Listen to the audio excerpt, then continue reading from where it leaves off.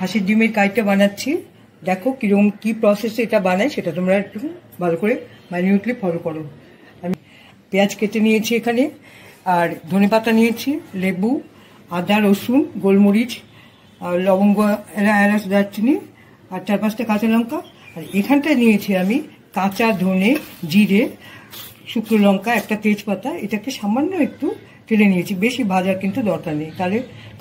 আচ্ছা, তুমি এটা বেস্ট রেজাল্টের জন্য শিলে বেটে নিলে ভালো, কিন্তু আমি এটা মিক্সিতেই করে নিচ্ছি। ধনে, জিরা, লঙ্কা, তেজপাতা, গোলমরিচ সব একসঙ্গে আমি করে নিচ্ছি। আর যদি শিলে বাটতে হয় তাহলে এটাকে কিন্তু না তেলে নিয়ে আমরা ভিজিয়ে রাখলে আমাদের ভালো রেজাল্ট পাবো। এটাকে আমি ড্রাই রোস্ট করে নিয়েছি, আর এটাকে আমি প্রথমে একটু গুঁড়ো করে নেব, তারপরে এর মধ্যে আদা, কাঁচা লঙ্কা এই সমস্তগুলো দেব।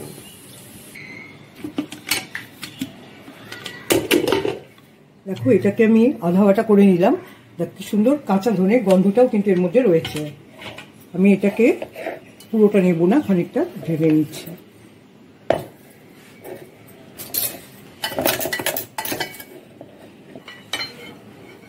এর অর্ধেকটা আমি ঢেলে নিলাম। এর মধ্যে দিচ্ছি এক টুকরো আদা, রসুন, কাঁচা লঙ্কা, গোলমরিচ,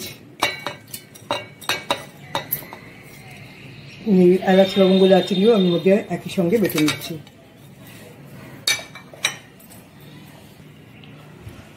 এর মধ্যে আমি একটা পেঁয়াজ কুচানো দিয়ে দিচ্ছি, একটা আমি রেখে দিলাম।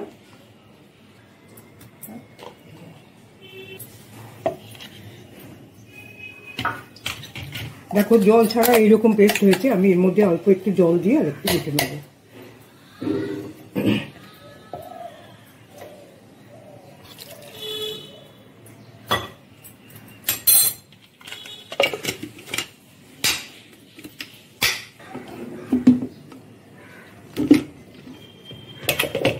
মোটামুটি এটা পেস্ট হয়েছে। এর মধ্যে এখন আমি দিয়ে দিচ্ছি আর একটু কাঁচা লঙ্কা,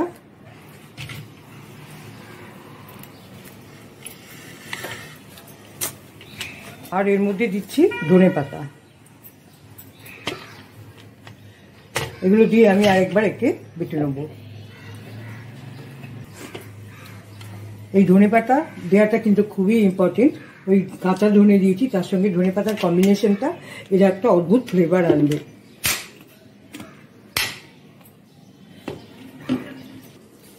এখন যে মশলার ঝাঁঝটা বেরোচ্ছে, তোমরা যখন তৈরি করবে তখন ঠিক বুঝতে পারবে যেটার ডিফারেন্সিয়েশনটা কি।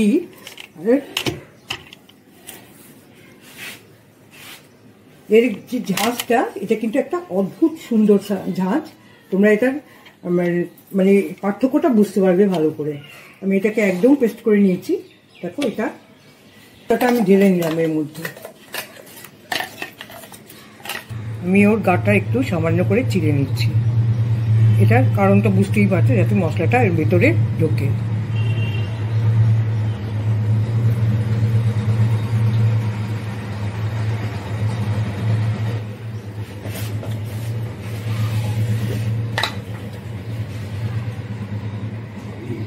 এর মধ্যে দিচ্ছি সামান্য হলুদ,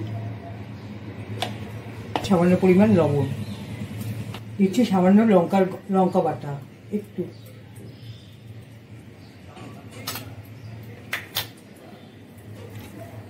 ভালো করে মাখিয়ে নিলাম।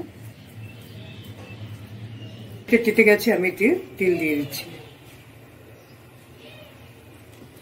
যদি স্বাদটা বজায় রাখতে চাও তাহলে আমার একদম এই ইঞ্জিন তেলটা ব্যবহার করো। আর এটাতে এটা কিন্তু একদম বেস্ট কোয়ালিটির তেল। ভেজে নিচ্ছি।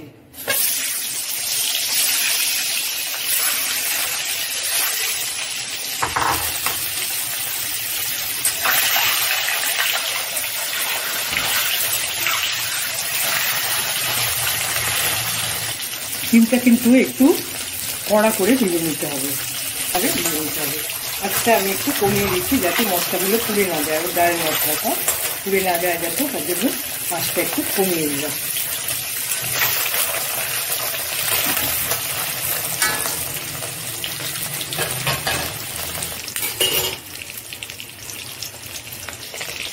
ডিমগুলো ভাজা হয়ে গেছে, আমি তুলে নিচ্ছি।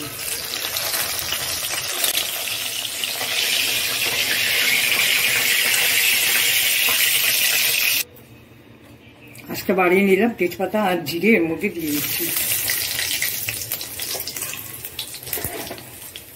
পেঁয়াজটা দিয়ে দিলাম।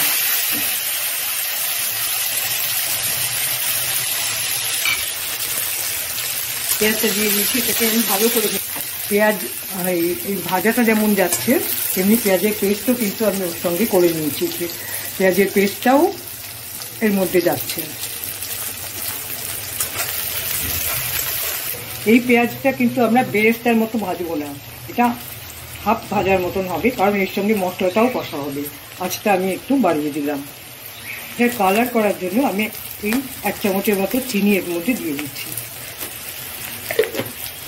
1 চামচ মতো লবণও দিয়ে দিলাম এতে।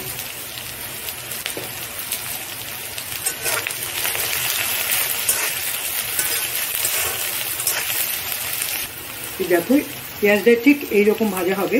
এর মধ্যে যে মশলাটা আমি বানিয়ে রেখেছি সেটা আমি দিয়ে দিলাম। পুরোটাই আমার এখানে দিয়ে যাবে।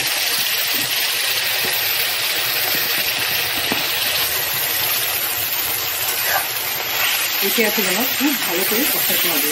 এর মধ্যে আমার আরেকটা জিনিস দিতে হবে, সেটা তোমাদের যদি চালের গুঁড়ো থাকে তাহলে 1 চামচ দিতে পারো, আর না যদি থাকে চালের গুঁড়োতে কিন্তু তখন এরা ময়দা রোস্ট করে রেখে দিত এবং সেটা দিত।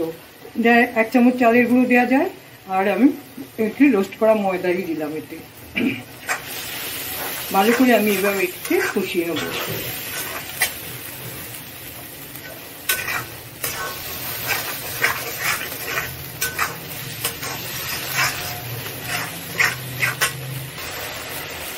এক চামচ মতো হলুদ আমি এতে দিচ্ছি। লঙ্কা আমি ওর সঙ্গে বেটেছি, কিন্তু তাও একটু লঙ্কা বাটা এর মধ্যে দিচ্ছি।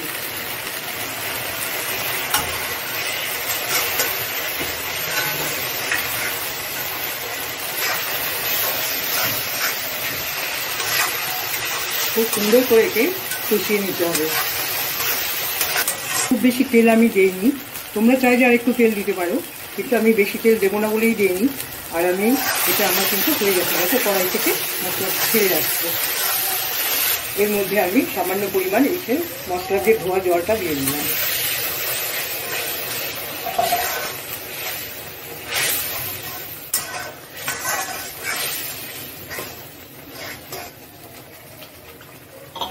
আর একটুও জল দেবো আমি।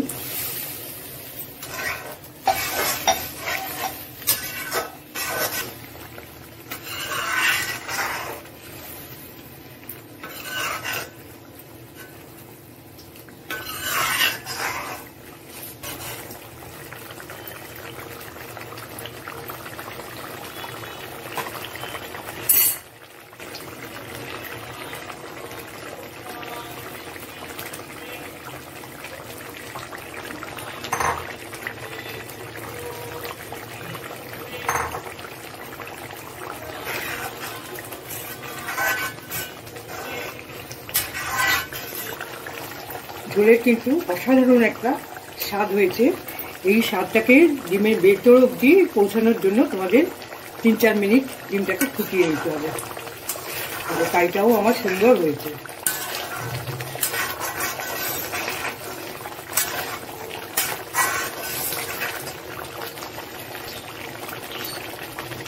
আমি দিয়ে দিচ্ছি ঘরে বানানো গরম মশলা। এর মধ্যে আমি 1 চামচ ঘি দিয়ে দিলাম। আমার হাঁসের ডিমের কাই একদম তৈরি। গ্যাসটা আমি অফ করে দিচ্ছি।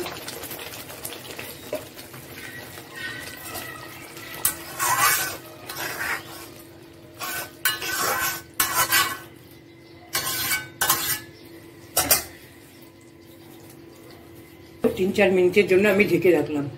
গ্যাসটা কিন্তু আমার বন্ধ।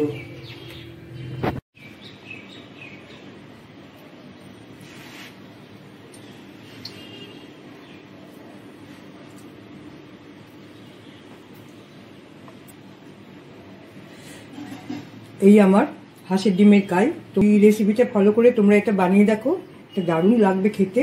এটা স্বাদে গন্ধে একটা অতুলনীয় স্বাদ।